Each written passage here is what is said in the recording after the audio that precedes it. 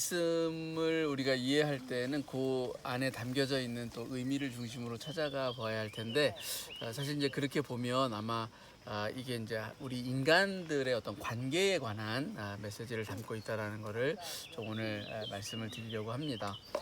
그 여러분들 이렇게 성경을 읽다 보면 서로 상반되어지는 그 내용을 이렇게 읽게 될 때 좀 이렇게 어떻게 해석을 해야 될까 하는 고민이 들 때가 있어요. 오늘 본문 같은 경우도 이제 그런 내용 중에 하나인데, 그 성경에 오늘 이제 예수님이 말씀하시는 것처럼 그 성경에서는 아내에게 이혼 증서를 써주고 헤어져라라고도 말하지만, 나는 너희들에게 말한다, 절대 그렇게 하지 말아라. 이 두 가지 이야기가 성경 속에 다 등장을 하는 거죠. 그러니까 예수님이 지금 인용하고 있는 그 말씀, 이혼 증서를 주고 아내와 이혼하라고 하는 이야기는 모세가 한 이야기입니다. 그러니까 모세가 그 이스라엘 백성들 가운데 부부간에 어떤 불화가 생길 때에 많은 문제를 이렇게 표출할 때에 차라리 이혼 증서를 주고 깨끗하게 헤어져라라고 하는 이야기를 했던 겁니다. 근데 예수님은 그거하고 정반대로 뭐 어쩌면 이제 그 또 다른 성경의 본문 속에 나오는 것처럼 그 하나님께서 짝지어 주신 것을 인간이 함부로 그렇게 나누게 하지 말라라고 하는 말씀을 아마 떠올렸을지도 모를 일이고, 그래서 절대로 헤어지지 않도록 하라라고 하는 말씀을 하고 있는 거죠. 그러니까 이 두 이야기가 서로 상반되어질 때에 우리가 어떤 이 말씀 그 자체를 그냥 표면에 드러나 있는 내용을 중심으로 해서 이혼을 해도 된다 안 해도 된다 이렇게만 해석을 하려고 하면 이거는 도저히 해결할 수 없는 문제가 되어집니다. 근데 사실 이 이야기 속에 담겨져 있는 맥락은 그 표면적으로 드러나 있는 것과는 전혀 다른 문제를 가지고 있어요. 그래서 그거를 이해하기 위해서는 예수님과 모세 당시의 사회상들을 우리가 좀 염두에 두고 이 문제를 바라봐야 하는데, 우리가 크게 두 가지를 염두에 두고 이 본문을 읽어야 돼요. 하나는 모세나 예수님의 시대나 일부 다처제의 사회였다라는 것. 그러니까 지금의 일부 일처제의 지금 사회하고는 전혀 다른 일부 다처제의 사회였고, 두 번째가 훨씬 더 중요한데 남성 중심의 가부장적인 사회였다라는 것라고 하는 이 부분을 염두에 두고 읽어야 된다라는 거예요. 무슨 얘기냐 하면 사실 오늘날은 여성이라고 하는 이 존재가 경제적인 주체로 되어진 때는 사실 역사적으로 전체 우리 인류 역사에서 볼 때는 매우 짧은 시간을 가지고 있어요. 나머지 거의 대부분의 시간은 여성이 경제적인 주체로서 등장하지 못하고 있고, 언제나 남성에 종속되어져 있는 그러한 존재로서 이렇게 역사 속에서 살아왔다는 얘기죠. 그 얘기는 뭐냐면 이게 남성 중심의 어떤 사회에서 여성이 독립적으로 떨어져 나간다라는 것은 사회적으로 굉장히 고립될 수 있고, 그다음에 경제적으로 매우 힘든 삶을 보내야 한다라고 하는 그것을 전제하고 있다라는 얘기예요. 그러니까 우리나라도 사실 우리나라뿐만 아니라 전 세계가 마찬가지겠지만은 이렇게 황혼 이혼을 요즘에 이제 좀 많이 하는 편인데, 그렇게 된 것도 여성들이 나름의 어떤 이제 자기 스스로 이 경제를 꾸려갈 수 있게 됐다라고 하는 어떤 좀 자신감이 생겨난 이후에 일어난 일이고, 여전히 이 남성 중심의 어떤 가정이나 경제 체제 안에 있는 구조에서는 사실 이혼한다라는 게 쉽지 않은 문제죠. 왜냐하면 당장 내가 헤어지고 나가면 먹고 살 수 있을까에 대한 걱정 때문에 그 안에 많은 불평등이 있고, 가정 안에 좀 심지어는 어떤 폭력적인 어떤 그런 것들이 있다 하더라도 그냥 참고 살아가는 경우가 많더라는 거죠. 그러니까 그런 면에서 비추어 볼 때 그럼 모세는 왜 이혼 증서를 주고 헤어지라라고 하는 이야기를 하느냐? 그 당시에 많은 여성들은 지금 말씀드린 것처럼 하나의 경제적인 주체로서 온전히 서지를 못하고 남성에 종속되어져 있는 상태였는데, 더군다나 일부 다처제의 사회 속에서 많은 경우에 이 남성의 그 눈치, 또 그 남성에게서 사랑받지 않으면 안 되는 그런 구조 속에서 살아가고 있었다라는 얘기예요. 그리고 이렇게 정말 헤어지고 나면 이 사회 안에서 굉장히 그러니까 정말 제대로 살아갈 수 없는 굉장히 사회적인 약자로서 이렇게 나락으로 떨어질 수 있는 그런 위험성을 가지고 있었다는 얘기예요. 비근한 예로 이런 경우죠. 사별을 한 경우에, 그러니까 여성이 남편이 먼저 죽었어요. 그런 경우에 어떤 일들이 생기냐? 우리가 성경에 보면 그런 경우가 있어요. 유다의 며느리 다말 아시죠? 이야기 혹시 들어봤어요? 유다의 며느리 된 다말의 이야기. 그 얘기를 보면 유다에게는 아들이 셋이 있어요. 근데 다말이라고 하는 이 여인이 이제 첫째 아들한테 시집을 와요. 근데 첫째 아들이 얼마 못 살고 죽죠. 근데 그러면 다말은 누구에게로 제취를 하느냐? 둘째 아들한테 제취를 가요. 이게 이제 당시에 그냥 율법이에요. 왜 그랬을까요? 왜 둘째 아들한테 제취를 보낼까요? 여성이 혼자가 되어지면 경제적으로 살아갈 수 있는 그게 일종의 생존권이 보장이 되질 않는 거예요. 그러니까 시집 온 사람을 다시 둘째 아들한테 주어서 둘째 아들로 하여금 그 여성을 보호할 수 있게끔 하기 위한 나름의 그 당시의 제도였던 거예요. 근데 문제는 이제 가산이나 유업이 이제 아들들에게 이제 분배가 되잖아요. 그럼 첫째 아들한테 간 유업이 이게 아들이 죽고 나면 며느리한테 가는 게 아니에요. 그러니까 둘째 아들한테 이제 가는 거죠. 그 여성을 이제 보호하기 이렇게 데리고 살면서 그 사람을 이제 함께 하기 위해서. 근데 문제는 뭐냐면 유다의 아들들 이야기들, 다마들 이야기를 보면 둘째한테 그렇게 다시 제취를 갔는데 둘째 아들이 다말한테 씨를 주지 않아요. 그러니까 관계는 갔는데 자식을 낳도록 하지 않아요. 일부러. 그게 이제 하나님한테 너무 이제 괘씸하게 여겨서 하나님이 둘째 아들 오나니를 죽이시죠. 왜? 근데 왜 씨를 주지 않았을까요? 이 오나니는 둘째 아들은 만약에 그렇게 해서 다말이 아이를 가져서 남자 아이가 태어나면 그러니까 자기 형한테 주어졌던 유업이 자기에게로 일단 왔잖아요. 왔는데 만약에 다말이 아들을 낳게 되면 다시 이걸 돌려줘야 돼요. 그러니까 그 유업을 이어갈 수 있도록. 그러니까 그 유업을 자기가 차지하기 위해서는 다말이 아이를 낳아서는 안 되는 거야. 그러니까 일부러 자꾸 씨를 주지 않는 거예요. 그래서 결국 둘째 아들도 죽죠. 하나님이 이제 그걸 괘씸하게 여기셔서 죽이시는데 이제 나머지 막내 아들이 하나 있었어요. 유다한테. 근데 그 막내 아들이 너무 어리니까 이제 그리고 또 아들 둘이 죽고 나니까 유다가 덜컥 겁이 났어요. 아들 셋을 다 잃어버리면 어떡하지?라고 하는. 그래서 이제 덜컥 겁이 나서 다말한테 이제 아이를 마지막 막내 아들을 주지 않죠. 이제 결혼을 하지 않고 그래서 장성한 후에 네가 제취할 수 있도록 해주마라고 했는데 장성한 후에도 시집 다시 가지를 못하게 하니까 다말이 나중에 이제 창녀처럼 그렇게 이제 변장을 하고 유다를 맞이해서 유다의 아이를 낳게 되죠. 그래서 유다가 그 사실을 다 알고 난 후에 네가 나보다 의롭다라고 해서 자신의 유업을 이렇게 물려주고 아내로 맞이하잖아요. 그러니까 그런 내용을 보면 이 여성이라고 하는 존재라는 것이 남편에게서 떨어져 나오면 생존 자체가 큰 문제가 되어진다라는 거예요. 근데 문제는 이렇게 사별한 경우는 그래도 아들이 이제 여럿 있는 경우에 제취를 할 수 있는데 문제는 이혼을 하는 경우예요. 그러니까 그냥 남편이 이혼을 해주지도 않고, 그러니까 이혼 증서를 써주지도 않고 데리고 살면서 구박을 하거나 폭력적으로 대하거나 이러면 먹고 사는 문제도 어려운데 가정 안에서 폭력도 계속 견뎌야 하고 이런 상태가 굉장히 안 좋은 상태가 되는 거예요.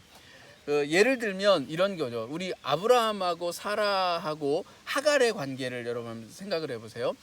아브라함의 본 부인은 사라예요. 근데 아들을 못 낳으니까 사라의 몸종이었던 하갈을 아브라함이 취해서 아들을 낳게 되어지죠. 근데 문제는 이제 하갈과 사라 사이에 갈등이 생기는 거예요.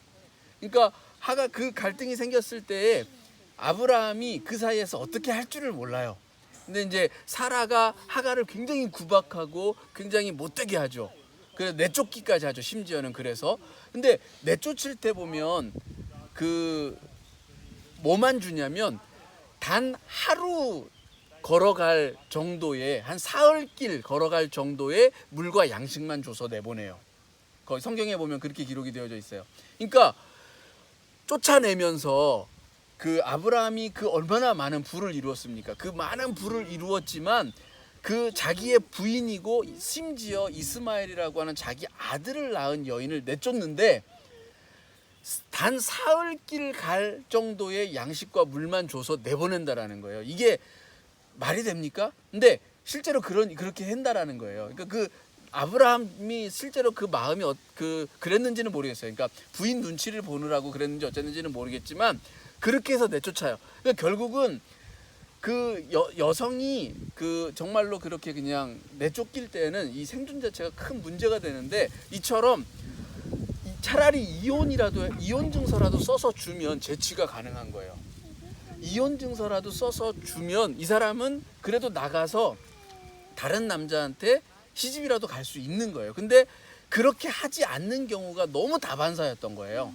그러니까 그러면서 데리고 있으면서 구박을 하거나 심지어는 그냥 내쫓는 거예요. 내쫓으면 이혼 증서도 없이 내쫓겨난 사람들은 정말 살아갈 게 너무나도 막막했던 거예요. 그러니까 모세는 이혼 증서를 써줘라. 이 사람들이 살아갈 수 있는 길을 열어줘라라고 하는 차원에서 그렇게 얘기를 했던 거예요. 근데 왜 예수님은 갑자기 나는 너희들에게 도무지 그렇게 헤어지지 말라라고 왜 예수님은 그렇게 말할까요? 예수님 시대에 오면 이게 이혼 증서가 남발이 되는 거야. 그러니까 그냥 남자들이 말 그대로 자기 감정이나 기분에 따라서 마음에 안 들면 그래 이혼 증서 써줄 테니까 너 나가. 그냥 쉽게 너무나도 손쉽게 갈라서고 내보내고 쫓아내고 하는 거예요.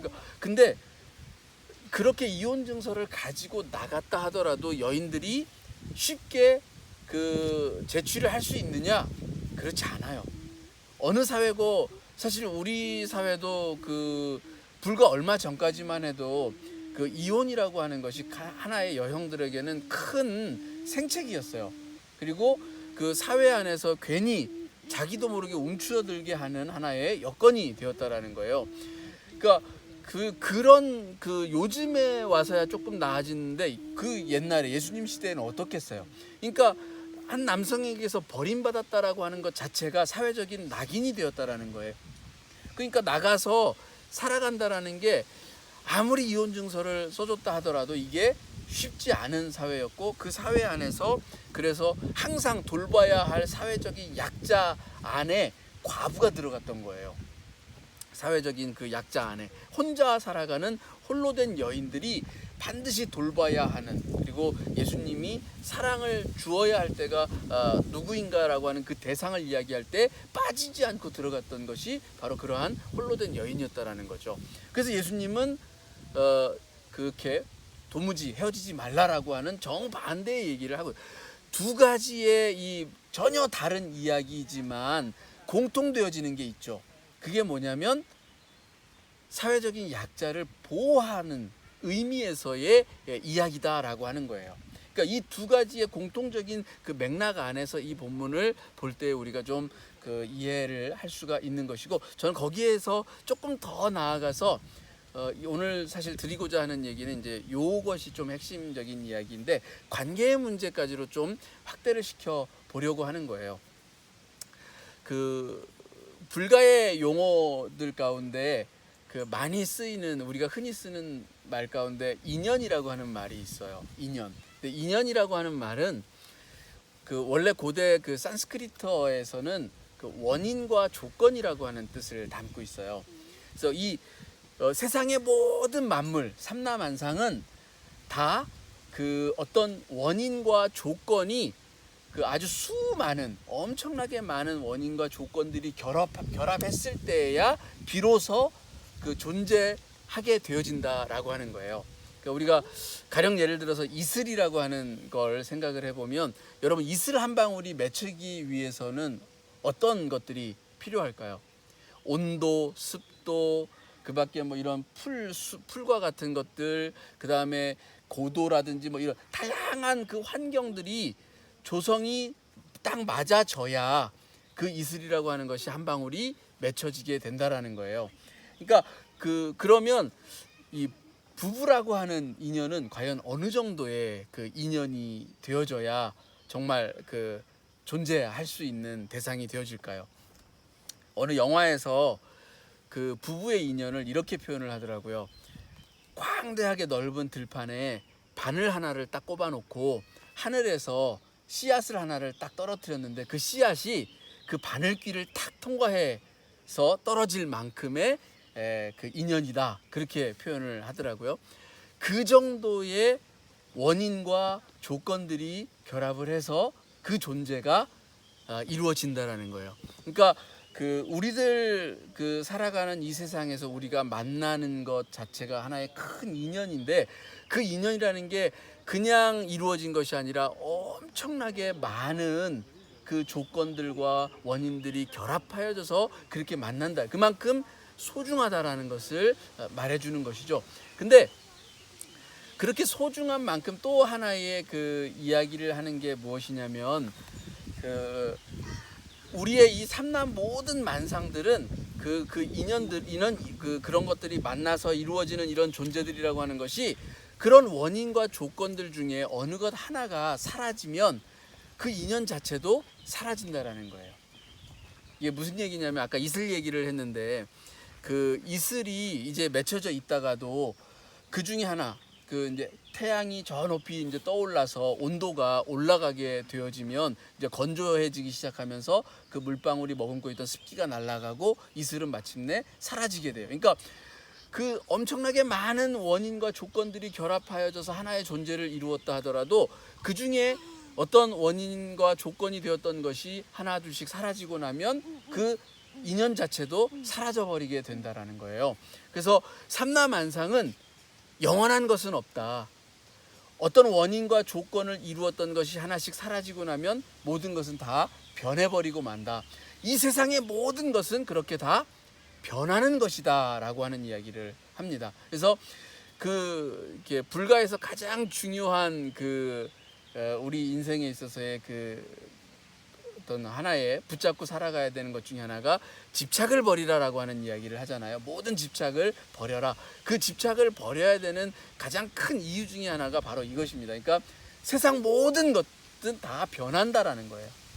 변하기 때문에 변하는 것에다가 우리가 집착을 하고 살아가야 할 이유가 없다라는 거예요. 그러니까 많은 사람들이 존재하는 것들에 대하여, 이 세상에 존재하는 것들에 대하여서 집착을 하면서 물질에 집착하고 어떤 여러분들이 뭐 남편이든 아내든 뭐 이렇게 대상에 집착하고 아이에 집착하고 그런 모든 집착은 사실은 오히려 고통을 가져다 줄 뿐이다. 모든 것들은 변하니까 그 변하는 것에 대하여 집착할 필요가 없다라고 하는 이야기를 하는 거예요. 근데 또 한편으로는 거기에서 그래서 등장하는 용어가 무상이라는 말이 등장을 합니다. 그러니까 무상, 그러니까 없을 무자에 항상 상자를 쓰는데 영원한 것은 없다, 항상 있는 것은 없다. 근데 많은 사람들이 이 무상이라고 하는 말을 들으면 허무하다 이런 것을 많이 떠올려요. 허무하다. 그러니까 근데 사실은 그 무상이라고 하는 말의 본 뜻은 그게 아닙니다. 그리고 오늘 그 본문과도 연결지어서 생각해야 되는 부분이 바로 이 부분인데, 그 무상하다라고 하는 말이 우리가 딱 들으면 그냥 모든 것들이 다 변하는 거니까 어차피 지금 있는 이것도 언젠가는 변하게 될 거야. 그러니까 굳이 내가 여기에 목매달고 살 필요는 없지 라고 하는 의미에서 마치 그냥 하찮게 대해도 된다라는 그런 마음가짐으로 살아도 된다라고 하는, 그렇게 받아들이면 정반대로 이것을 생각하는 거예요. 그러니까 말 그대로 집착을 버리라라고 했다고 해서 그 존재에 대하여서 그냥 아무렇지도 않게 그냥 무가치한 것으로 생각한다, 이것과는 정반대의 이야기라는 것입니다. 그러니까 오늘 성경에서도 우리들에게 주어지는 이 관계가 또 한 어떤 부부 안에서의 이 관계조차도 지금 있는 그 대상이 너무나도 소중하다, 그 인연이라고 하는 것이 너무나도 하나님이 짝 지어주셨다라고 하는 그 고백 자체가 너무나도 귀하고 소중하고 아름답다라고 하는 이야기를 하기 위해서라는 거예요. 그러면 그 소중하고 아름다운 것이, 문제는 영원하지 않다라는 거예요. 실제로 그렇죠. 이 세상에 존재하는 모든 것들은 영원하지 않아요. 심지어 궁극적으로는 우리가 죽음에 이르게 되어지면 그 모든 것들은 다 사라지게 되어진다라는 거죠. 근데 하나님 안에서 영원한 것은 오로지 하나님 한 분밖에는 안 계시고, 모든 피조의 세계는 다 영원할 수가 없다라는 거예요. 근데 영원하지 않기 때문에 그것을 무가치한 것으로 여기고 살아가는 것이 아니라, 그 영원하지 않기 때문에 그 잠깐 있는 것을 우리가 그렇기 때문에 더욱 소중하게 여기고 살아가야 한다라고 하는 것이 여기에서 예수님이 하시고자 하는 말씀의 핵심이다라고 하는 겁니다. 지금 마주하고 있는 그 대상을 아끼고 소중하게 여기라는 거, 그리고 쉽게 얘기하면 우리 흔히 하는 얘기로 있을 때 잘하라는 얘기입니다. 그러니까 어떤 인연이 사라질 때에는 그냥 한순간에 사라지는 게 아니에요. 어떤 조건들이 만나고 결합하여서 존재를 이루는 것이 쉽지 않은 것처럼, 한 인연이 사라지는 것 자체도 찰나에 사라지는 게 아니라는 거예요. 그러니까 부부가 만났어요. 눈에 콩깍지가 씌어졌을 때는 모든 게 다 좋아 보였지만, 살다 보니까 콩깍지가 한꺼풀씩 벗겨지면서 이런저런 이제 안 좋은 모습들도 보이고, 내가 생각했던 어떤 이상적인 부부의 생활이나 뭐 이런 것들에서 멀어지고, 어떤 인간관계, 다른 관계에서도 마찬가지죠. 부부뿐만이 아니라 여러 인간관계에서 그런 것들이 생겨날 때에 그런 관계가 어느 한순간에 그냥 딱 끊어지는 게 아니라는 거예요. 그러니까 무언가 하나가 어긋나기 시작하고 그럴 때는 그걸 분명히 다시 고치고 회복할 수 있는 시간들이 있다라는 거예요. 분명하게는 언젠가는 그것이 우리가 끝이 나겠지만은, 그럼에도 불구하고 계속해서 그 인연을 유지할 수 있는 시간들이 우리들에게 있다라는 거예요. 근데 그러한 노력이나 그러한 우리의 수고로움이 없이 그냥 자기 기분에 따라서, 자기 지금의 순간적인 어떤 감정들에 따라서 인연을 끊어내버리고 그 인연을 사라지게 하는 것, 그것은 결코 온당하지 못하다라는 거예요. 지금 여기 예수님이 모세가 그렇게 그냥 이혼증서를 써주라고 해서 그렇게 이혼증서를 남발하는 것, 그건 말 그대로 자기 안에 순간순간 드는 감정에 따라서 행동했다라는 얘기거든요. 그러니까 그렇게 하지 말라라는 거예요. 지금 주어져 있는 그 인연이라 얼마나 소중하게, 얼마나 어렵게 만난 그 관계인데, 하나님께서 주신 그 관계인데, 그거를 함부로 그렇게 깨버리고 없애버리냐, 사라지게 하느냐, 그렇게 하지 말아라. 귀한 것이다. 그것을 지키기 위하여서 애쓰고 정말 최선을 다해 보았느냐라고 묻는 거예요. 그러니까 우리는 그런 면에서 한 번씩 우리 스스로에게, 나에게 주어진 관계들을 정말 계속해서 이어가고, 그 관계가 하나님 앞에 설 때까지 계속해서 우리들에게 소중하게 남아있게 하기 위해서 얼마나 애쓰고 있는가, 얼마나 그런 부분들에 대하여서 정말 소중하게 여기고 있는가에 대한 질문을 하고 있는 그런 말씀으로 우리가 받아들여야 한다라는 얘기입니다. 그래서 오늘 야외 예배 이렇게 나오면서 사실 우리에게 주어져 있는 모든, 우리가 대하고 만나고 하는 모든 것들이 정말 귀하다라는 거예요. 사실 우리가 일상이 깨어졌을 때 얼마나 힘든지를 알게 되어졌던 것처럼, 우리가 대하고 있는 것들 하나하나를 소중하게 여기는 마음으로 살아간다라고 한다면, 우리가 살아가는 세상은 좀 더 나은 세상이고, 좀 더 그 인연의 끈들이 계속해서 이어져 가는 세상이 되어질 줄로 믿습니다. 그 하나님께서 만드신 아름다운 이 자연들이 계속해서 유지되어지기 위해서는 결국 우리도 그것을 계속해서 유지할 수 있는 노력들을 해야 한다라는 거죠. 그러니까 그런 부분들이 없이 그냥 어느 순간이 되어져서 그것이 한순간에 그냥 사라지지는 않을 거예요. 그러나 우리가 그런 노력을 계속 게을리한다면 언젠가 이 자연도, 우리들에게 허락되어지는 이 아름다운 것들도 언젠간 사라져버리고 우리들에게 커다란 고통으로 다가오게 될 거라는 겁니다. 있을 때, 우리에게 주어져 있을 때, 그것이 존재하고 있을 때 정말 잘하는 우리들이 되어지기를 주님의 이름으로 축원을 드립니다. 기도하겠습니다. 하나님, 하나님께서 우리들에게 허락하신 많은 것들은 정말 귀한 것들입니다. 정말 소중히 여기고 우리가 잘 지켜나가야 할 유산들과 같다고 할 수가 있겠습니다. 그러나 오늘 우리는 때때로 우리의 감정에 휩쓸려서, 때로는 순간적인 그런 분노에 차서 우리에게 주어진 그런 소중한 것들을 함부로 여길 때가 참 많은 것 같습니다. 하나님, 우리들에게 얼마나 우리들에게 주어진 것들을 소중하게 여기고 또 그것들을 지키기 위한 노력들이 있었는가를 이 시간 묻게 되어집니다. 우리 주님은 많은 이들, 특별히 사회적인 약자들이라든지 그와 같은 이들을 지키고 보호하고 그들의 생명도 소중하다라는 것을 일깨워 주시고 계십니다. 오늘 우리가 마주하고 살아가는 모든 이들, 어느 한 사람이, 어느 한 대상이 정말 귀하지 않은 이가 없습니다. 정말 그 한 사람 한 사람들을 지키고 또 소중히 여기며 살아가는 우리의 마음과 자세가 되게 하여 주시옵소서. 공동체를 세우셨으니 또 이 공동체 안에 모이는 우리 서로가 그러한 존재가 되어지게 하시고 우리가 서로 아끼고 또 보호함으로 정말 끝까지 잘 아름답게 또 유지되어지는 그런 관계가 되어지게 하여 주시옵소서. 우리들이 만들어가는 세상은 더욱 그렇게 아름답고 선한 또 복된 세상이 되어지기를 오늘 또 기도합니다. 그런 일들을 위하여 수고하고 땀 흘리기를 기뻐하는 저희들 되게 하여 주시옵소서. 예수님의 이름으로 기도드립니다. 아멘. 주기도문으로 예배를 폐합니다.